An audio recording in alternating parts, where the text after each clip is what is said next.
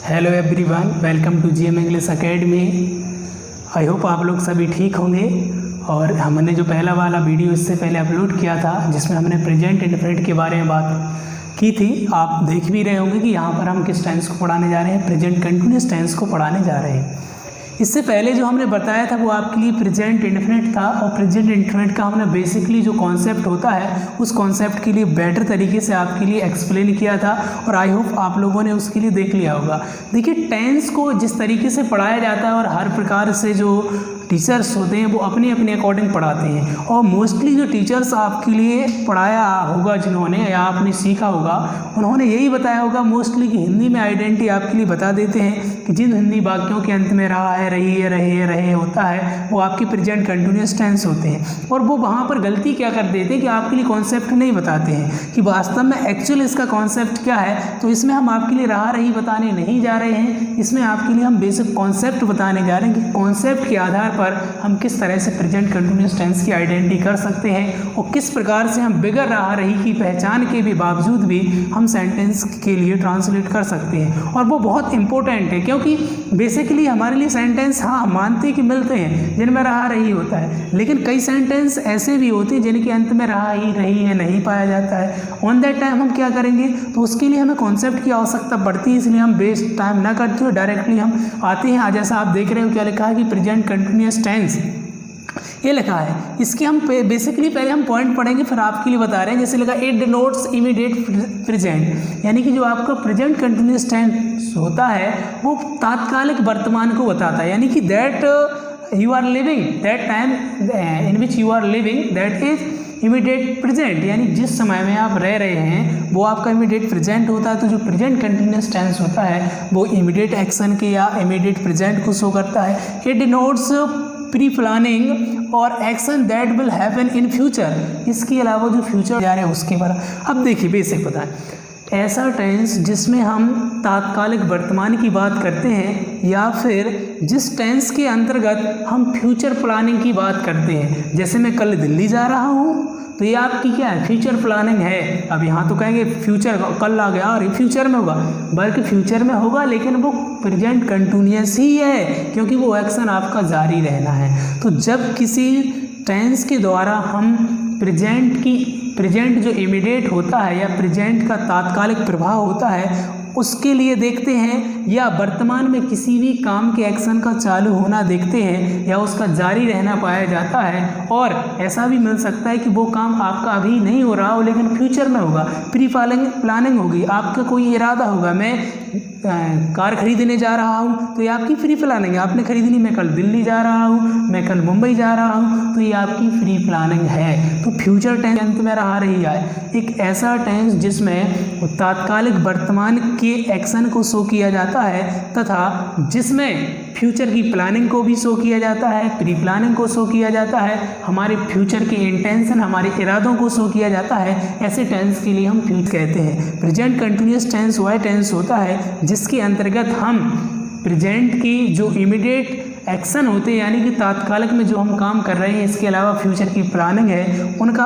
अध्ययन करते हैं। ऐसे टेंस के लिए हम प्रेजेंट कंटिन्यूअस टेंस कहते हैं। प्रेजेंट कंटिन्यूअस टेंस की अगर हम बात करें तो प्रेजेंट कंटिन्यूअस टेंस में एज अ हेल्पिंग वर्ब हम एज एम आर का प्रयोग करते हैं, इसका भी प्रयोग करते हैं, एम का भी करते हैं, आर का। आई होप आप जानते होंगे कि with plural we use are, यानी कि जो प्लूरल सब्जेक्ट होते हैं उनके साथ में हम आर का यूज करते हैं। If we found singular subject on that time we have to use is, अगर हमारे लिए सब्जेक्ट सिंगुलर होता है जैसे ही है, सी है, इट है, किसी का नाम है तो इसका यूज करते हैं। इसके साथ में आई के साथ में हम ऑलवेज एम का यूज करते हैं, आप जानते होंगे। प्रेजेंट कंटिन्यूअस टेंस की बात करें तो इसमें हम क्या करते हैं कि हेल्पिंग वर्ब के रूप में क्रिया की फोर्थ फॉर्म का यूज़ करते हैं या हम आईएनजी फॉर्म भी उसे बोलते हैं। जो प्रेजेंट कंटिन्यूअस टेंस होता है उसमें हम क्रिया की फोर्थ फॉर्म का यूज़ करते हैं, आईएनजी फॉर्म का प्रयोग करते हैं। आई होप हम देखते हैं आपके लिए कि यहाँ पर हम देखिए जैसा आप जानते हैं कि हर एक टेंस में आपके 4 सेंटेंस होते हैं, उसमें से हमने फर्स्ट सेंटेंस लिया है जो कि क्या है आपका अफर्मेटिव सेंटेंस है।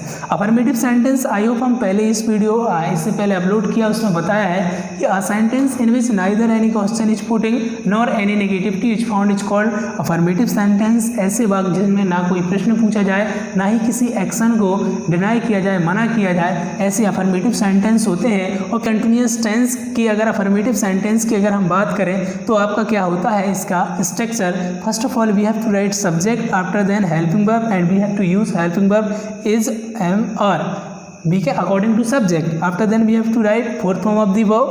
After then we have to write object and after then we have to write other word. यानी हमें सबसे पहले सब्जेक्ट लिखना पड़ता है, फिर helping verb is am are subject के अनुसार लिखनी पड़ती है, क्रिया की फोर्थ फॉर्म लगाते हैं और या फिर ING फॉर्म लगाते हैं, वही सेम होता, ऑब्जेक्ट लिखते हैं और अदर वर्ड। सेंटेंस आपके सामने है, क्या लिखा है कि वह खाना खा रही है। देखो वह खाना, जो खाने का जो एक्शन है वो अभी चल रहा है, हम क्या बताया था, जो इमीडिएट एक्शन है यानी कि वर्तमान में जो काम हो और वो भी जारी।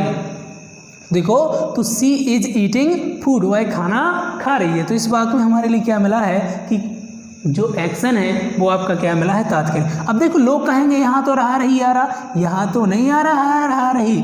यहाँ देखिए इस कॉन्सेप्ट को पकड़िए, यहाँ रहा रही नहीं है, यहाँ पर वो कॉन्सेप्ट गलत हो जाता है आपका, जो ये बताया जाता है कि रहा रही आता है, यहाँ नहीं आया। देखो मेरी बहन सोई हुई है, तो बहन का सोने का काम जारी है कि नहीं, जो एक्शन है बहन के सोने का वो काम जारी, इसलिए प्रेजेंट कंटिन्यूअस है। ना कि लोग तो कहेंगे ए परफेक्ट है, हुई आ गया, अरे ये तो perfect, no it is present continuous tense. By because in this sentence work is went on in immediate present, क्योंकि इस सेंटेंस में वर्तमान में काम का जारी रहना पाया गया है। इसीलिए हम कहते हैं कि आप रहा रही पे नहीं टिकिए केवल कि रहा रही मिल गया तो वो प्रेजेंट कंटिन्यूअस नहीं, हमेशा ऐसा नहीं होता है। आपके लिए सेंटेंस मिलेंगे जहाँ पर रहा रही नहीं होगा, फिर भी वो प्रेजेंट कंटिन्यूअस टेंस होंगे, जो आप देख सकते हो। क्या लिखा है, मेरी बहन सोई हुई है, तो बहन के सोने का काम जारी। हमने सब्जेक्ट क्या लिखा, मेरी बहन, तो क्या हो गया माई सिस्टर। अब सिंगुलर है सब्जेक्ट तो इज लगा दिया, और क्रिया क्या है सोना, तो यहाँ पर हमने क्या लिख दिया स्लीपिंग। इस प्रकार से हम क्या करते हैं, प्रेजेंट कंटिन्यूअस टेंस के अफर्मेटिव सेंटेंस को करते हैं। और भी आप सेंटेंस ले सकते हो, जैसे आपने अगर सेंटेंस लिया, हमने बोला कि वह है, हमने बोला तुम स्कूल जा रहे हो। इसमें देखो क्योंकि वर्तमान में एक्शन में वर्क बेंट ऑन है, तो इसमें सब्जेक्ट क्या हो जाएगा यू, इसके बाद में हेल्पिंग वर्ब यू के साथ में क्या आती है आर, क्रिया क्या है जाना, तो क्या हो जाएगा गोइंग, यू आर गोइंग, फिर क्या आ जाएगा टू स्कूल। तो ये आपका क्या होता है अफर्मेटिव सेंटेंस होता है। इस प्रकार से हम अफर्मेटिव सेंटेंस की इंग्लिश बनाते हैं। हम नेक्स्ट देखते हैं अपना नेगेटिव सेंटेंस। हम बात करने जा रहे हैं किसकी, नेगेटिव सेंटेंस की। और नेगेटिव सेंटेंस आप जानते हो कि एक ऐसा सेंटेंस जिसमें किसी काम को करने के लिए मना किया जाता है वो नेगेटिव सेंटेंस होता है। A sentence any negativity is found is called negative sentence. यहाँ हम ऐसा बोल सकते हैं कि ऐसा वाक्य जिसमें नो नॉट नेवर पाया जाए, यानी कि नहीं मिले आपके लिए, नो मिले, नेवर मिले, नहीं, वो नेगेटिव। इसकी हमारे लिए क्या बनानी है, यहाँ पर प्रेजेंट कंटिन्यूअस टेंस की नेगेटिव सेंटेंस के लिए हमें ट्रांसलेट करना है। और इसमें देखिए लिखने के लिए हमें सबसे पहले सब्जेक्ट लिखना है, इसके बाद helping verb is am are according to subject लिखेंगे, इसके बाद हम नॉट लिखेंगे, इसके बाद में हम क्रिया की फोर्थ फॉर्म लगाएंगे और फिर ऑब्जेक्ट को लिख देंगे। अगर हम सेंटेंस की बात करें तो जैसे हमने एक सेंटेंस लिया कि हमने लिया सीमा खाना पका रही है, सीमा खाना नहीं पका रही है। इस सेंटेंस को देखिए क्या लिखा है कि सीमा खाना नहीं पका रही है। इसमें देखो नहीं आया है, काम प्रेजेंट में क्या है एक्शन का बोध हो रहा है हमारे लिए जारी रहने का, ये प्रेजेंट कंटिन्यूअस है, इसलिए तो सब्जेक्ट क्या लिखेंगे अपना सीमा हो जाएगा। इसके बाद हेल्पिंग वर्ब सीमा सिंगुलर है तो क्या आ जाएगा इज आ जाएगा, इसके बाद क्या आ जाएगा नॉट आ जाएगा। वर्ब क्या है, क्रिया क्या हो रही है, खाना पकाने की क्या बोलते हैं कुक, तो क्या हो जाएगा कुकिंग, और क्या लिख देंगे हम फूड लिख देंगे। तो इसमें हमने क्या लिख दिया सीमा इज नॉट कुकिंग फूड। जैसे हमने एक सेंटेंस और लिख लिया, हमने सेंटेंस लिया मैच पे मैच नहीं खेल रहे हैं। तो इसमें देखिए वे मैच नहीं खेल रहे हैं, इसमें भी एक्शन प्रेजेंट का है। देखिएगा तो सब्जेक्ट क्या हो जाएगा आपका, दे हो जाएगा। इसके बाद में हेल्पिंग वर्ब क्या आएगी, आर आएगी। हेल्पिंग वर्ब आपकी क्या आ जाएगी, आर आ जाएगी। फिर नॉट आ जाएगा। क्रिया क्या है, प्ले, तो क्या हो जाएगा प्लेइंग। और फिर क्या हो जाएगा क्रिकेट, प्लेइंग क्रिकेट। जैसे हमने बताया था कि फ्यूचर एक्शन का हमने बोला मैं कल आगरा नहीं जा रही हूँ। तो देखिए इसमें फ्यूचर एक्शन है, फ्यूचर की प्लानिंग है, तो क्या हो जाएगा I am not going to Agra tomorrow, I am not going to Agra tomorrow. तो ये आपका क्या होता है, इस तरीके से हम आपका नेगेटिव सेंटेंस की ट्रांसलेट कर लेते हैं। हम सब्जेक्ट लिखते हैं हेल्पिंग वर्ब, नॉट, क्रिया की फोर्थ फॉर्म, ऑब्जेक्ट लिख देते हैं, आपका सेंटेंस है। चलिए अब हम देखते हैं इंट्रोगेटिव, सिंगल इंट्रोगेटिव सेंटेंस देखते हैं। देखिए यहाँ देखते हैं सिंगल इंट्रोगेटिव। और सिंगल इंट्रोगेटिव आप जानते हो कि a sentence in which any question is putting is called interrogative sentence. ऐसा वाक्य जिसमें कोई प्रश्न पूछा जाता है उसे हम इंट्रोगेटिव सेंटेंस कहते हो। इंट्रोगेटिव सेंटेंस दो प्रकार के होते हैं, सिंगल इंट्रोगेटिव, डबल। जिसमें से हमें सबसे पहले बात करनी है सिंगल इंट्रोगेटिव की। सिंगल इंट्रोगेटिव सेंटेंस क्या होता है, a sentence which start question word क्या in Hindi while helping verb in English is called single interrogative sentence. जो हिंदी में तो प्रश्नवाचक शब्द क्या से शुरू हो, इंग्लिश में हेल्पिंग वर्ब सहायक क्रिया से शुरू होता है, वो सिंगल इंट्रोगेटिव होता है। स्ट्रक्चर क्या होता है, first of all we have to write helping verb, after then subject, after then not, after then क्रिया की फोर्थ फॉर्म, ऑब्जेक्ट और मार्क ऑफ इंट्रोगेशन। जैसे हमने एक सेंटेंस लिया, हमने लिया सेंटेंस कि क्या रवि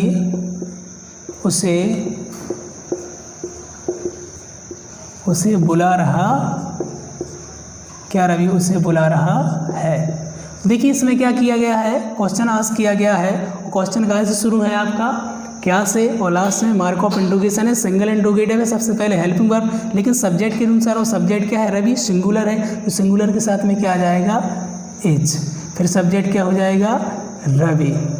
नोट तो है नहीं है, तो वर्ब क्या है, बुलाना, क्या होता है, कॉलिंग। इज रवि कॉलिंग, और क्या हो जाएगा, हिम। यहाँ हर भी आ सकता है क्योंकि वो लड़का भी हो सकता है और लड़की भी हो सकता है। अगला हमने जैसे सेंटेंस लिया, क्या तुम पाठ याद नहीं कर रहे हो। इसमें क्या बोला गया, क्या तुम पाठ याद नहीं कर रहे हो। तो देखिएगा क्या आ जाएगा, सब्जेक्ट देखो क्या है, यू, यानी प्लूरल है तो क्या आ जाएगा आपका, आर। सब्जेक्ट क्या हो जाएगा, यू। अब नॉट है तो क्या आ जाएगा, नॉट। फिर अपन क्या लिखेंगे, क्रिया, क्रिया क्या है, याद करना, तो क्या है, मिस होता है याद, लर्निंग। क्या तुम पाठ याद, लर्निंग अ लेसन। इस प्रकार से हम सेंटेंस को बना सकते हैं। और देखिए जैसे हमने सेंटेंस बोला, क्या वे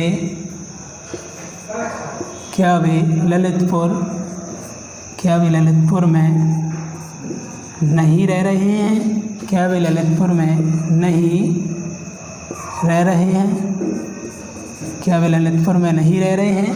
तो क्वेश्चन है आपका, तो देखिए सब्जेक्ट क्या है, दे, यानी कि प्लूरल है तो क्या हो जाएगा, are they not living in Lalitpur, are they not living in Lalitpur, और मार्क ऑफ इंट्रोगेशन। इस प्रकार से हम सिंगल इंट्रोगेटिव की ट्रांसलेट करते हैं। चलिए देखते हैं अब डबल इंट्रोगेटिव सेंटेंस देखते हैं। यहाँ हम बात कर रहे हैं किसकी, डबल इंट्रोगेटिव सेंटेंस की। डबल इंट्रोगेटिव सेंटेंस होता है कि एक ऐसा वाक्य जो हिंदी में तो प्रश्नवाचक शब्द के वाक्य के बीच में आए, जिसमें प्रश्नवाचक शब्द हिंदी वाक्य के बीच में आए, और अंग्रेजी में उसी प्रश्नवाचक शब्द से सेंटेंस शुरू हुए, वो डबल इंट्रोगेटिव है। सबसे पहले हम क्या लिखते हैं, क्वेश्चन वर्ड लिखते हैं इंग्लिश में, फिर हेल्पिंग वर्ब लिखेंगे, फिर सब्जेक्ट लिखेंगे, फिर नोट अगर आएगा तो लिख देंगे, नहीं लिखेंगे, क्रिया की फोर्थ फॉर्म लिखेंगे, ऑब्जेक्ट और मार्क ऑफ इंट्रोगेशन। जैसे हमने एक सेंटेंस लिया, हमने सेंटेंस बोला कि वह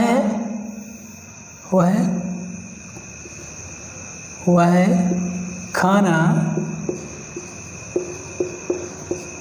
क्यों नहीं खा रही है, क्यों नहीं खा रही है। तो देखिए इसमें क्या बोला गया है कि वह खाना क्यों नहीं खा रही है, और आपका क्वेश्चन वर्ड है जो वाक्य के बीच में है, लास्ट में मार्क ऑफ इंट्रोगेशन। तो सबसे पहले आप क्या बनाओगे, भाई, क्या हो जाएगा, भाई। अब देखिए सब्जेक्ट क्या है, सिंगुलर है, इसलिए क्या आ जाएगा, एज, भाई एज। फिर सब्जेक्ट क्या लिख दोगे, सी। अब नॉट है तो क्या आ जाएगा, नॉट, भाई एज सी नॉट। क्रिया क्या है, खाना, तो क्या हो जाएगा, ईटिंग, भाई is she not eating food. वह खाना क्यों नहीं खा रही है। जैसे हमने एक और सेंटेंस लिया आपका, हमने सेंटेंस बोला कि मोहन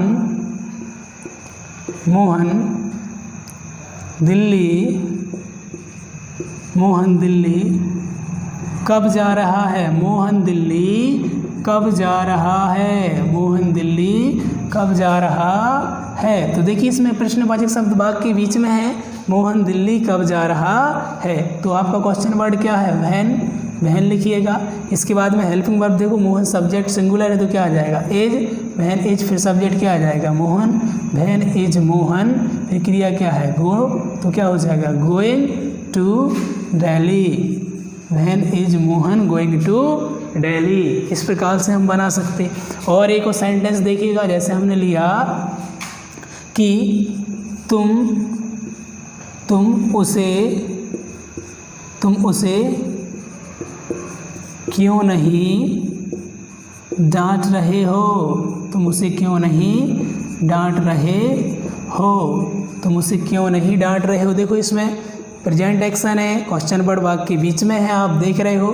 तो सबसे पहले क्वेश्चन वर्ड उठाओ तो क्या हो जाएगा, भाई। हेल्पिंग वर्ब आएगी किसके, सब्जेक्ट यू है तो क्या आ जाएगा, are, why are you not डांटना मीन्स स्कोल्ड, क्या हो जाएगा, स्कोल्डिंग हिम, तुम उसे क्यों नहीं डांट रहे हो। तो इस प्रकार से आप सेंटेंस बना सकते हैं। ये आपका क्या होता है, प्रेजेंट कंटिन्यूअस टेंस होता है।